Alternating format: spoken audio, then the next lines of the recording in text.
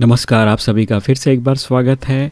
और मुझे गुस्सा क्यों आता है इस एपिसोड में आप गहरे चिंतन में खो गए होंगे, क्योंकि बहुत ही अच्छी और सुंदर बातें आपके सामने हम रख रहे हैं। कोशिश कर रहे हैं कि आपके जीवन में सुख शांति बहुत ही जल्दी से आ जाए।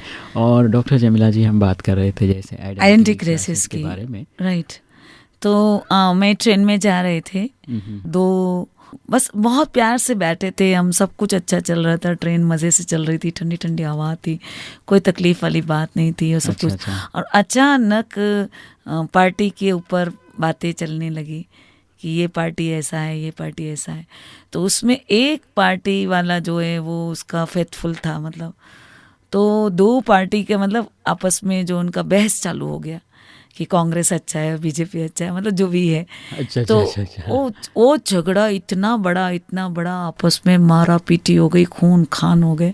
और वो लोग को पुलिस ने आके, रेलवे पुलिस ने आके उसको पकड़ के उनको लेके गए। तो ये आइडेंटिटी क्राइसिस जो है बहस में बदल जाता है कि हम श्रेष्ठ है, बीजेपी ने ये किया, उसने कहा ये।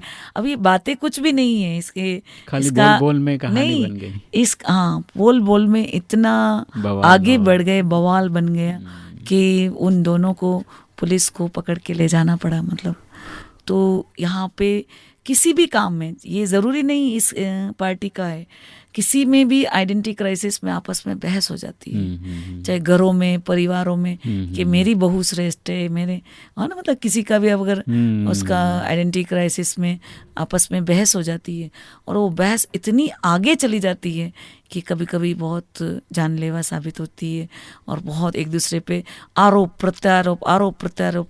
और आपने तो कभी देखा ही होगा संसद में जब ये सदन चलते हैं तो कुर्सियां तक फेंक देते हैं, एक दूसरे को मारपीट करते हैं। तो ये कोई तरीका नहीं हुआ, हमें अपनी मर्यादा को खोना नहीं चाहिए। ठीक है, बात रखना अलग चीज़ है।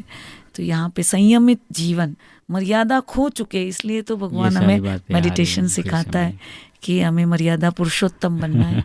हमें अपनी ठीक है बात रखो, और ठीक है कोई आपको नहीं समझ रहा है और आपको डिनाई नहीं कर रहा है तो उसकी टू मच में नहीं जाओ, क्या बात है ना। उसको हाँ जी कर लेना चाहिए उस समय। और जनरली गुस्से में यही होता है कि बहस हो रही हो तो हमें उस समय उसकी बात को नहीं, ब्रेक तभी लगेगा जब आप हाँ जी कर लोगे, हाँ ठीक है, आप जो कह रहे हो ठीक है करके, है ना।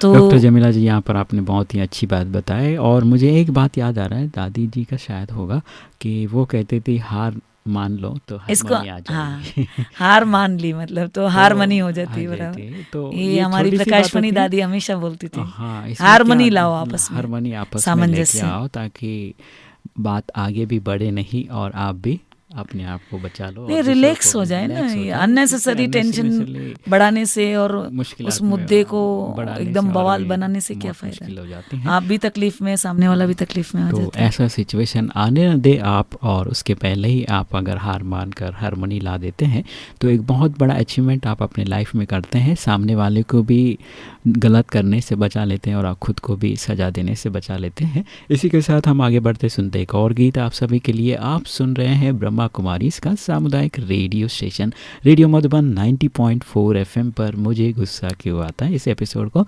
सुनते रहो, मुस्कुराते